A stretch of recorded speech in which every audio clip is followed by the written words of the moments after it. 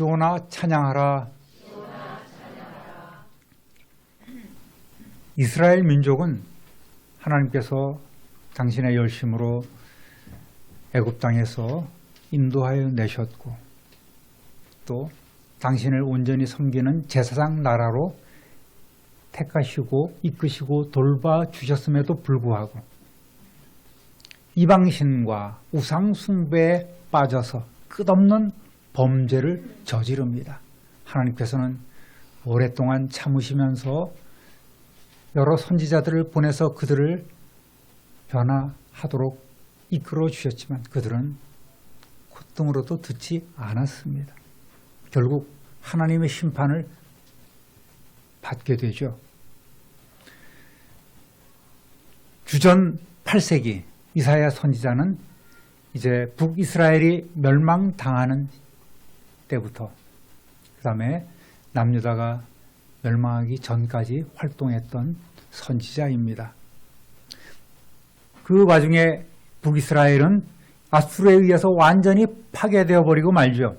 그리고 온 백성들은 각국으로 다 흩어져 버리고 말았습니다. 각 지역으로 다 흩어져 버리고 말았습니다. 민족 말살 정책이죠. 남유다 역시 풍전등화의 위기 속에 있다가 결국은 후에 바벨론, 오늘날의 이라크 그 옛날 고대 왕국이라고 보면 되겠습니다.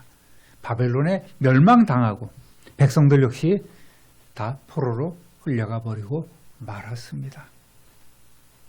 그러나 하나님께서는 결코 이스라엘을 버려두지 아니하시고 다시 한번 회복시키기로 작정하셨습니다. 그 내용이 남유다가 멸망하기 오래전에 이미 이사야 선지자를 통해서 예언해 주셨던 거예요. 놀랍게도 이사야 선지자는 160년 전에 하나님께서 페르시아, 오늘날의 이란이죠. 지금 이란이 이제 전쟁 와중에 있습니다만은 그 이란이란 나라를 통해서 새로운 나라의 고레스 왕을 이용해서 하나님께서는 이스라엘 백성을 해방시키고 그들을 본토로 돌려보내고 또 너희들이 섬기는 신에게 성전을 다시 짓도록 하여라. 그렇게 해방령을 내려줍니다. 그 메데파사, 메디아, 페르시아 이 나라를 두 나라가 연합국이었는데 이것을 통합한 나라가 바로 이 고레스 대왕이었습니다. 메디아라는 나라는 지금 나라의 실체가 없지요. 쿠르드족이라는 이름으로 이란, 이라크, 시리아, 터키 지역에 분산되어서 살고 있는 3,500만 명 정도 되는 최대 민족을 갖고 있으면서도 나라가 없는 그런 유일한 민족이 바로 이 쿠르드족입니다. 메디아 종족입니다. 어쨌든 이 두 부족을 통합한 이 고레스 왕에 의해서 이스라엘은 회복이 돼서 돌아오게 될 것이라는 이 내용을 이사야 선지자가 이미 예언하고 있다는 거죠. 이사야 44장 28절 함께 읽어보겠습니다. 고레스에 대하여는 이르기를 내 목자라 그가 나의 모든 기쁨을 성취하리라 하며 예루살렘에 대하여는 이르시기를 중건되리라 하며 성전에 대하여는 네 기초가 놓여지리라 하는 자니라. 아멘. 그러니까 메디아 페르시아가 그런 나라가 생기기도 전에 고레스 왕이 태어나기도 전에 하나님께서는 이사야를 통해서 고레스라고 이름을 탁 찍어서 또 45장에는 내가 기름 부은 자라고까지 말씀을 하시면서 고레스를 통해 너희가 회복될 것이라는 그런 예언을 했던 거죠. 이러한 사실들이 이제 다니엘을 바벨론으로 끌려간 다니엘을 통해서 그리고 메데 페르시아로 이렇게 그 내용들이 전해지지 않았나 이렇게 학자들은 생각을 하고 있습니다. 그래서 그것을 보고 고레스가 깜짝 놀라서 이분이야말로 이 신이야말로 진정한 신이구나 하고 이스라엘 백성들을 회복시켜 줬다는 거죠.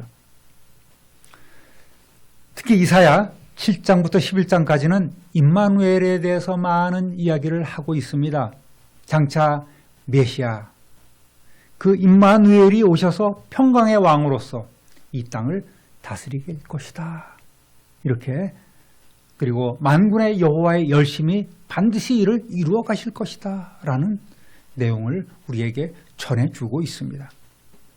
그래서 이사야 선지자는 장차 그러한 회복과 구원의 은혜가 자신들에게 있을 것을 믿고 12장을 통해서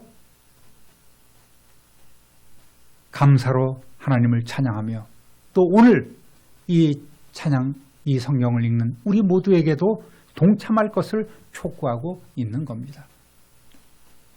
본문 1절부터 3절까지 읽어보겠습니다. 그날에 내가 말하기를 여호와여 주께서 전에는 내게 노하셨사오나 이제는 주의 진노가 돌아섰고 또 주께서 나를 안위하시오니 내가 주께 감사하겠나이다 할 것이니라. 보라 하나님은 나의 구원이시라. 내가 신뢰하고 두려움이 없으리니 주 여호와는 나의 힘이시며 나의 노래이시며 나의 구원이심이라. 그러므로 너희가 기쁨으로 구원의 우물들에서 물을 기르리로다. 아멘. 이 말씀은 장차 하나님께서 당신의 약속대로 모든 분노를 거두시고 푸시고 우리가 하나님 앞에 바로 설 수 있도록 위로해 주시고 회복시켜 주실 것이기 때문에 감사드리겠다고 하는 이런 다짐이죠. 사실 이사야가 이런 내용을 썼지만 후대에 돌아와서 너희 이스라엘 백성들은 이러한 노래를 부르게 될 것이다 라는 그런 내용입니다. 하나님은 우리의 힘이시며 우리의 노래이시며 나의 구원자 되심으로 전적으로 하나님만을 신뢰할 때에 영적인 생명뿐만 아니라 우리가 풍성함을 누릴 수 있다고 말씀하고 있는 거예요. 여러분, 찬송에는 의뢰라고 되어 있지만은 여기 신뢰라는 말씀이죠. 신뢰는 전적으로 하나님만을 믿고 의지하고 따르겠다는 말입니다. 의심은 하나님께로부터 오는 모든 복을 막는 장애물이에요. 의심은 약속해 주신 모든 복을 막는 그러한 논문과 쇠빗장과 같은 그런 방해물일 뿐입니다. 의심 없이 전능하신 하나님을 신뢰하고 그를 따를 때에 우리에게는 두려움이 사라지는 겁니다. 기쁨으로 구원의 생명수를 마실 수 있게 됩니다. 할렐루야! 우리의 삶에, 우리의 믿음 생활에 조금도 의심이 있어서는 안 됩니다. 조상 아담과 하와의 범죄 이후 우리의 삶도 과거에는 하나님을 알지 못했습니다. 죄악 가운데 살아갈 수밖에 없었지요. 우리는 그래서 결국 하나님의 진노 아래 있을 수밖에 없었습니다. 그 결과 우리 역시 영원한 멸망 가운데로 지옥 불못으로 던져질 수밖에 없었습니다.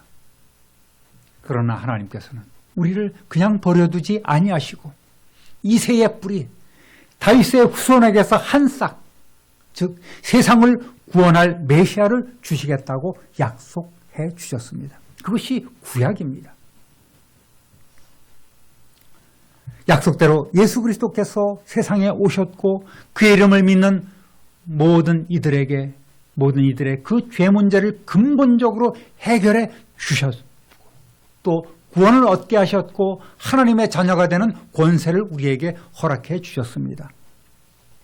여러분, 이것이 하나님의 은혜인 줄로 믿습니다. 할렐루야! 그리고 우리 모두에게 이제는 땅끝까지 복음을 전하는 사명을 주시며 내가 반드시 다시 오겠다고 하는 약속을 하셨습니다. 그것이 새로운 약속, 신약 아니겠습니까? 오늘도 하나님은 우리에게 당신을 향한 전적인 신뢰, 믿음을 요구하고 계십니다. 하나님께 감사하며 믿음으로 하나님의 말씀을 받으시기를 우리 주님의 이름으로 축원합니다. 그러면 구원받은 우리는 어떻게 하나님께 영광을 돌릴 수 있을까요? 오늘 본문 4절부터 6절 말씀은 그 방법을 우리에게 잘 알려주고 있습니다. 따라하겠습니다. 하나님께 감사하라. 4절 읽어보겠습니다. 그날에 너희가 또 말하기를 여호와께 감사하라. 그의 이름을 부르며 그의 행하심을 만국에 선포하며 그 이름이 높다 하라. 아멘. 뭐하라, 뭐하라, 뭐하라, 뭐하라. 이렇게 4개의 명령어가 이렇게 동등하게 연결이 되어 있습니다.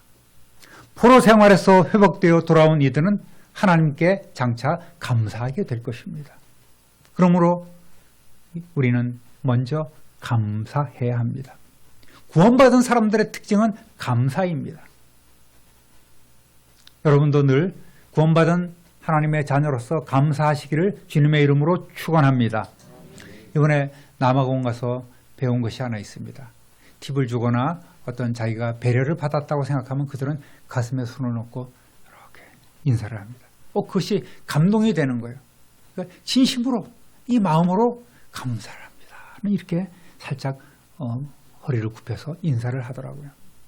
그래서 저도 여러분을 만나면은 이렇게 인사를 한번 해야 되겠다고 생각을 했습니다.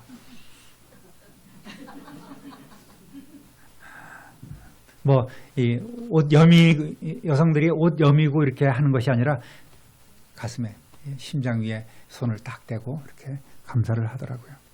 참 보기가 좋았습니다. 만약 우리의 모든 일이 형통하고 탄탄대로로 잘 나간다면 감사하지 않을 사람이 어디 있겠습니까? 물론 그것마저도 못하는 사람이 있기는 하죠. 이러한 감사는 내가 잘 될 때 감사는 다 할 수 있습니다. 감사에 인색한 사람이 있긴 하지만 대부분 다 그렇게 감사를 합니다. 그래도 구원받은 하나님의 자녀들이라면 아무리 환경이 좋지 않고 또 어려움을 만난다 할지라도 감사의 조건을 찾아서 감사를 드립니다. 또 믿고 감사를 드리기도 합니다. 선제적으로 이렇게 감사를 심는 거죠. 그래서 하나님은 우리에게 범사에 감사하라고, 모든 일에 좋은 일이든 나쁜 일이든 감사하라고 그렇게 말씀하지 않았습니까?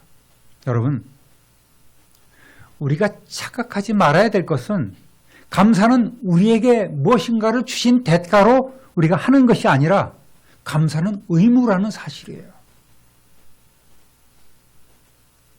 난 감사할 것이 없는데,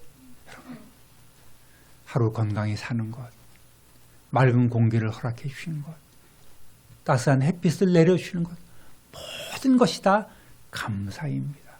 그러니까 우리는 범사에 감사해야 돼요. 이 감사야말로 마땅히 행해야 될 성도의 도리인 줄로 믿습니다. 특히 이 말씀은 아직 이스라엘의 멸망과 회복이 이루어지지 않았음에도 불구하고 믿음으로 감사를 심으라는 내용입니다. 여러분, 내가 아직 무엇인가를 얻지 못했어도 먼저 감사할 줄 아는 것이 세상 사람들과 차별화된 성도의 모습인 거예요. 여러분, 삶에 감사가 늘 풍성하시기를 주님의 이름으로 축원합니다. 이와 반대로 구원받지 못한 사람들의 특징은 감사하지 않는 겁니다. 사회에서 성공을 하고 명예와 재물을 얻어도 또 자식들이 잘 되어도 감사할 줄 몰라요. 그 감사를 어디다 쓰는지 모르겠어요. 왜 그럴까요? 당연할 수밖에 없어요. 감사할 대상이 없기 때문입니다. 누구에게가 감사할 줄 모르기 때문에 이 사람들은 감사할 수 없는 거예요. 사랑하는 성도 여러분, 우리에게 베풀어 주신 그 크신 복을 우리가 더 소망하면서 병든 몸과 지친 마음을 회복시키 그러한 하나님을 더욱 신뢰하면서 믿음으로 먼저 감사함을 심는 저와 여러분 되시기를 우리 주님의 이름으로 축원합니다. 따라합니다. 하나님의 이름을 부르라. 4절 우리 빨간 부분만 한번 읽어보겠습니다. 그의 이름을 부르며 아멘. 감사하고 또 그 이름을 부르라고 명령합니다. 이름은 그분의 성품이나 명예, 권세를 상징하는 것 아니겠습니까? 그분이 어떤 분인지를 알고 얼마나 위대한 하나님이신지를 고백하라는 겁니다. 성도들은 존귀하신 하나님의 이름을 늘 불러야 합니다. 우리가 많은 호칭이 있지만 하나님 아버지, 하나님 이렇게 부르는 것보다 하나님 아버지, 아버지 하나님으로 부르는 것이 하나님께서 더 기뻐하시는 줄 압니다.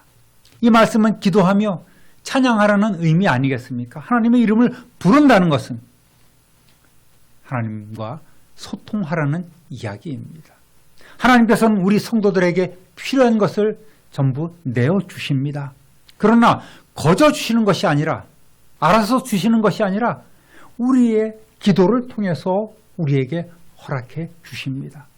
여러분, 하나님께 응답받을 수 있는 유일한 방법은 바로 기도입니다. 기도하면 주시고 기도하지 않으면 주지 않습니다. 그렇기 때문에 야고보 사도는 야고보서 4장 2절에서 이렇게 말했습니다. 읽어봅니다. 너희가 얻지 못하면 구하지 아니하며. 너희가 기도 응답받지 못한 것은 너희가 기도하지 않았기 때문에 그래. 단호하게 이렇게 이야기를 하고 있지 않겠습니까? 지금 저와 여러분에게 필요한 것이 있습니까? 그러면 하나님께 마땅히 기도해야 합니다. 또 곡조가 있는 기도인 이 찬송도 많이 불러야 합니다. 때로는 기도 한마디 못할 그런 답답한 마음이 있을 때에 조용히 무릎 꿇고 또 성전에 나와서 찬송을 부르면 하나님께서 그것도 들어주신 줄로 믿습니다. 그런 성도 되시기를 우리 주님의 이름으로 축원합니다. 여러분 중에 기도를 아주 어려운 일로 생각하는 분들이 좀 있는 것 같습니다. 기도하시라고 하면 굉장히 그 부담을 느끼는 분들이 있어요. 더구나 공예배를 맡으신 분이 갑자기 안 오시면 매우 난감합니다. 만약 사정이 있어서 못하실 경우에는 미리 제게 꼭 알려주시면 제가 조정을 하도록 하겠습니다. 그런데 버젓이 주보에 이렇게 기록이 되는데도 안 나와버리면 난감합니다. 여기 예를 들어서 수요기도회인데 안 나와서 그러면 여기 수요기도회 때 나오신 분들이 서로 눈치 게임을 합니다. 저 목사님이 나를 안 불렀으면 좋겠다. 내 이름 안 부르길 바란다. 이렇게. 그러면 제가 감동되시는 분이 한 분이 대표로 기도해 주시길 바랍니다. 그렇게 말씀을 드리면 금방 안 나서요. 서로 눈치 게임을 하면 누가 빨리 일어서 툭툭 그러기도 하고 말이죠.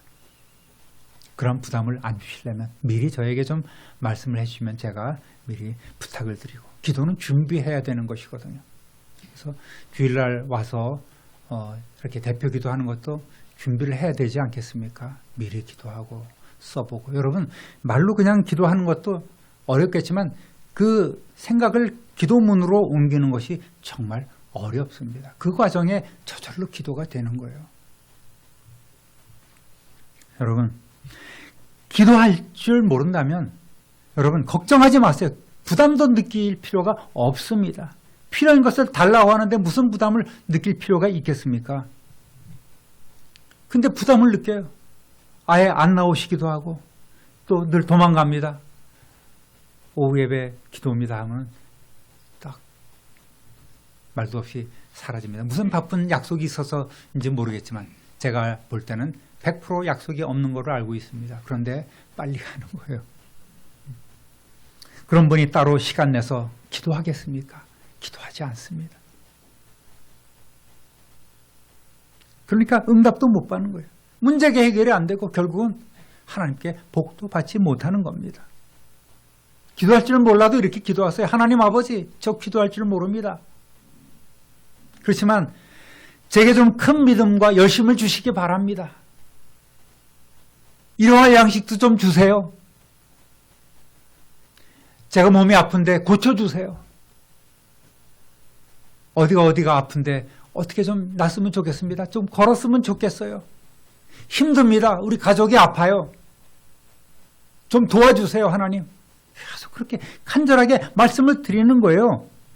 내게 좀 마음의 평안을 주시길 바랍니다. 또 돈이 없어요. 물질 좀 주세요, 하나님.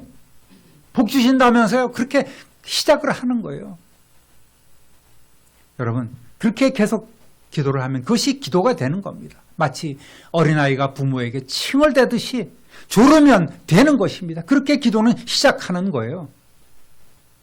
기도는 잘하고 못하는 것이 아닙니다. 또 기도는 하나님과 협상을 하고 하나님을 설득하고 하나님 이번 일이 잘 되면 제가 어떻게 하겠습니다. 이렇게 조건부로 하는 것이 진정한 기도가 될 수 없습니다. 어린아이들이 말은 할 줄 몰라도 기도하면 우리의 형편을 우리보다 더 잘 알고 계시는 하나님이 여러분의 기도에 귀 기울여 주시고 작은 신음에도 또 응답해 주실 줄로 믿습니다. 그렇게 쉽게 기도하면 되는 거예요. 반면 기도했는데도 받지 못할 때가 있습니다. 이어서 야고보서 4장 3절 읽어보겠습니다.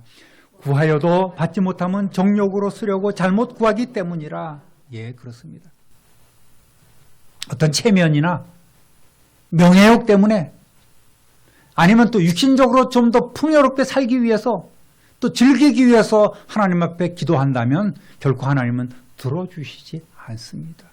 있는 것마저도 가져가실 거예요. 제대로 구하시는 저와 여러분 되시기를 우리 주님의 이름으로 부탁드립니다. 따라하겠습니다. 하나님의 행하심을 선포하라. 4절 빨간 부분 다시 한번 읽어보겠습니다. 그의 행하심을 만국 중에 선포하고 그의 이름이 높다 하라. 아멘. 그의 행하심을 만국 중에 선포하라고 말씀하고 계십니다. 이거는 뭐예요? 복음을 전파하라는 명령이죠. 한마디로 전도하라는 말입니다. 우리는 하나님께 기도할 뿐 아니라 그분의 행하심을 하나님의 이름을 높여야 합니다. 여러분, 일생에 최소한 가족뿐만 아니라 친구들 한두 사람은 꼭 전도해 보시는 여러분 되시길 우리 주님의 이름으로 축원합니다. 축원합니다. 전도하세요. 그리고 못 가면 또 선교지 하나를 정해서 그곳에서 후원하시면 그것도 좋은 방법이 될 수 있겠습니다. 하나님의 은혜를 체험한 우리가 어떻게 침묵할 수 있겠습니까? 존귀하신 하나님의 행하심과 그 이름은 온 세상에 선포되어야만 합니다. 여호와 하나님을 만국 중에 선포하는 것이 바로 전도와 선교입니다. 원어상으로는 캐리그마 똑같은 말이에요. 관례적으로 전도는 복음을 우리가 이웃에 직접 전하는 것이고 선교는 복음뿐만 아니라 주님의 사랑을 전하기 위한 포괄적인 행동이나 사업을 이야기합니다. 타 문화권에서 가는 것도 선교라고 이렇게 구분하기도 하죠. 같은 문화권은 전도고 타 문화권은 선교라고 이렇게 부르기도 합니다. 이번에도 여러 선교사님들 만나 뵀지만 참 우리 교회의 사명이 선교가 되어야 된다. 우리 교회 부흥 또는 빚 갚고 이런 것도 좋겠지만 우리 교회에 세워진 목적은 바로 선교다. 이렇게 생각을 하고 있습니다. 조금 더 우리가 선교에 힘을 써야 되겠습니다. 여러분도 좀 관점을 선교지로 돌려보시기 바랍니다. 가보지 않으면 느낄 수 없는 거예요. 동남아에 계신 분이나 또 아프리카, 멀리, 남미 이런 분도 다 똑같구나 생각을 하는데 클래스가 다른 거예요. 멀리 계신 분들은 클래스가 다릅니다. 멀리 계신 분들은 조금 더 우리가 좀 더 이렇게 생각을 갖고 관심을 갖고 후원해 주는 일이 있었으면 좋겠다는 생각을 해봅니다. 여러분, 전도하지 않는 성도는 참된 성도가 될 수 없어요. 참된 하나님의 사람으로서 살아갈 수 있다고 볼 수 없습니다. 교회도 마찬가지입니다. 선교하지 않는 교회는 교회가 아니라고 생각을 해요. 하나님의 구원을 선포하는 것이 성도들이 자연스럽게 감당해야 될 사명인 줄로 믿습니다. 그렇게 선교를 위해서 더 힘쓰는 저와 여러분 되시기를 우리 주님의 이름으로 부탁드립니다. 여러분, 우리 참빈누리교회와 성도님들은 전도에 더 힘쓰고 선교하는 그러한 공동체를 이루어 가야 합니다. 선교사님들은 우리를 대신해서 주님을 알지 못하는 이들을 가슴에 품고 복음을 전하러 간 분들입니다. 최선을 다해서 우리는 후원해야 하겠습니다. 예수님을 전하고 예수님을 소개하는 것, 이것이 저와 여러분을 향한 주님의 명령인 줄로 믿습니다. 할렐루야. 이 명령 따라서 힘써 전도하는 또 선교하는 저와 여러분 되시기를 우리 주님의 이름으로 축원합니다. 따라합니다. 하나님을 찬양하라. 그 이름을 자, 4절 5절 빨간 부분 읽어보겠습니다. 그 이름을 높다 하라. 여호와를 찬송할 것은 극히 아름다운 일을 하셨음이니 이를 온 땅이 알게 할지어다. 아멘. 다시 전체 다 읽어볼까요? 시작. 그의 이름을 높다 하라. 여호와를 찬송할 것은 극히 아름다운 일을 하셨음이니 이를 온 땅에 알게 할지어다. 아멘. 즉 여호와의 이름을 부를 뿐만 아니라 그 이름을 높이고 또 자랑하고 우리는 찬양해야 합니다. 우리에게 행하신 하나님의 그 지극한 아름다운 일을 온 땅과 모든 백성이 알 수 있도록 우리는 크게 외치고 또 소리 높여 찬송해야 합니다. 세상 그 무엇과도 바꿀 수 없는 존귀하신 이름, 구원의 그 이름 예수. 여러분, 뜨거운 감사와 감격으로 높여드려야 합니다. 구원받은 성도의 사명은 감출 수 없는 감사와 그 감격을 노래하는 겁니다. 그보다 더 중요한 일은 없습니다. 여러분, 하나님의 이름을 높여드리며 하나님을 더욱더 사랑한다고 하는 그 표현을 우리의 삶을 통해서 여러분 나타내 보이시기를 우리 주님의 이름으로 축원합니다. 할렐루야. 6절 읽어보겠습니다. 시온의 주민아 소리를 높여 부르라. 이스라엘의 거룩하신 이가 너희 중에서 크시민이라 할 것이니라. 아멘. 시온은 바로 주님의 교회입니다. 주민은 교회의 성도를 말합니다. 이스라엘의 거룩하신 이는 구원받은 하나님의 백성을 장차 다스릴 예수 그리스도이십니다. 누가복음 19장 38절에서 40절까지 보면요. 예수님께서 나귀를 타시고 예루살렘에 입성하실 때에 온 무리가 찬송하리로다. 호산나 주의 이름으로 오시는 왕이여. 하늘에는 평화여 땅에는 가장 높은 곳에는 영광이로다. 이렇게 막 사람들이 찬송을 합니다. 종려나무 가지를 흔들면서 겉옷을 벗어서 밑에 깔고 예루살렘에 입성하시는 그 예수님을 그렇게 환영하지 않습니까?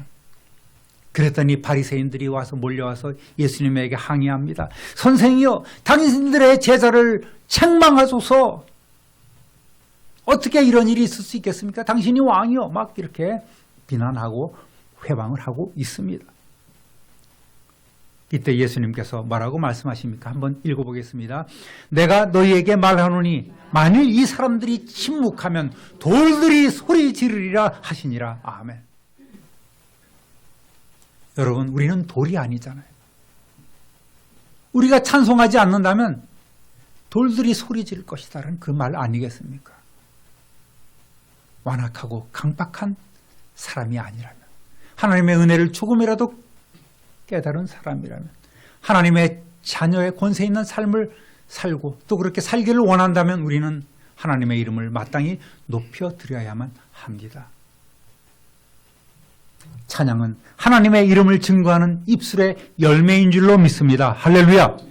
성도 여러분, 소리를 높여서 우리 주님을 찬송하시기를 우리 주님의 이름으로 축원합니다. 여러분 삶 가운데 은혜가 넘치십니까? 그러면 감사하십시오. 때로 고난 가운데 있습니까? 회복의 은혜를 믿고 주님의 이름을 부르시기를 바랍니다. 또 해결할 수 없는 그런 어려움이 있습니까? 하나님께 기도로 나아가시기를 바랍니다. 주님을 위한 소망이 있습니까? 비전이 있습니까? 전도하십시오. 우리의 구원자시며 이스라엘의 거룩한 주님을 여러분 마음껏 찬양하시기를 다시 한번 우리 주님의 이름으로 축원합니다. 할렐루야.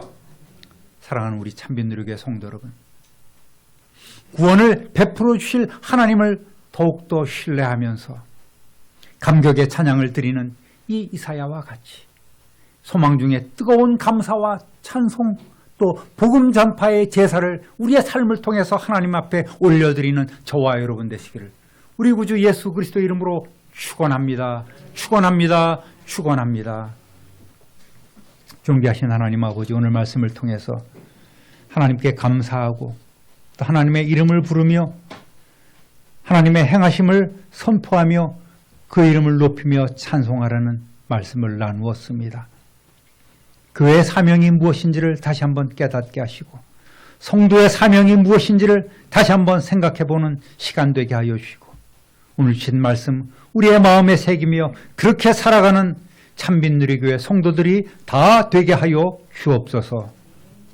우리 구주 예수 그리스도 이름으로 축복하며 기도드립니다. 아멘.